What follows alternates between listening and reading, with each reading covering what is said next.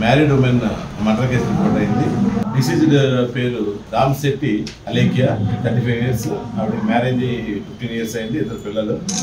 ఈవిడికి 2014లో అన్నం శ్రీనివాస్ అనే అతనితో ఆటో డ్రైవర్ అతను ఎక్స్ట్రా మ్యారిటల్ రిలేషన్ డెవలప్ అయింది.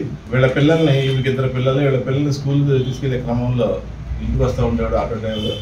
ఆ విధంగా ఆవిడతో పరిచయం ఏర్పరచుకొని మరి ఇద్దరి మధ్య కూడా ఎక్స్ట్రా మ్యారిటల్ రిలేషన్ కొనసాగింది.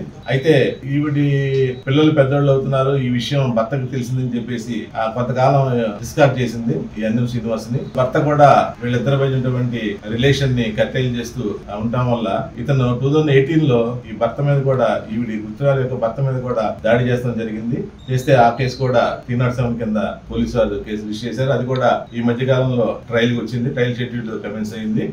దాని నిమిత్తం మళ్ళీ ఈవిడితో కూడా కొంచెం మళ్ళీ పరిచయం చేసుకుంటూ ఫోన్లో మాట్లాడే క్రమంలో మొన్న 14వ తారీఖున ఇంటికి వచ్చాడు.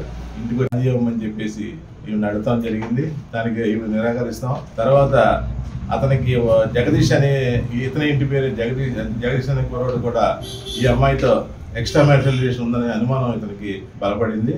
దాని నిమిత్తం వీళ్ళిద్దరి మధ్య ఉన్న ఆల్టర్కేషన్లో ఆ రోజున నైట్ 12 తర్వాత అతను ఈ అమ్మాయిని మర్డర్ చేస్తడం జరిగింది. 7 o'clock బయట తెచ్చుకున్నాడు. వచ్చేటప్పుడు ఆ అమ్మాయితో మరి ఇద్దరు కూడా ఒకే రూమ్లో ఉన్న సందర్భంలో నెక్ మీద, రైట్ సైడ్ నెక్ మీద ఇంజురీ చేసి మొత్తం బ్లడ్ పోయి ఫుల్ ఆఫ్ బ్లడ్లో ఉన్న తర్వాత ఆ అమ్మాయి చనిపోయిందని నిర్ధారించిన తర్వాత అక్కడి నుంచి పారిపోవడం జరిగింది.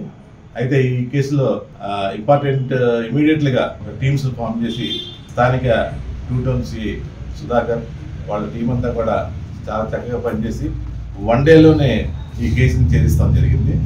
ఈ కేసులో ఉన్నటువంటి ముఖ్య ఇదేంటంటే ఒక మంచి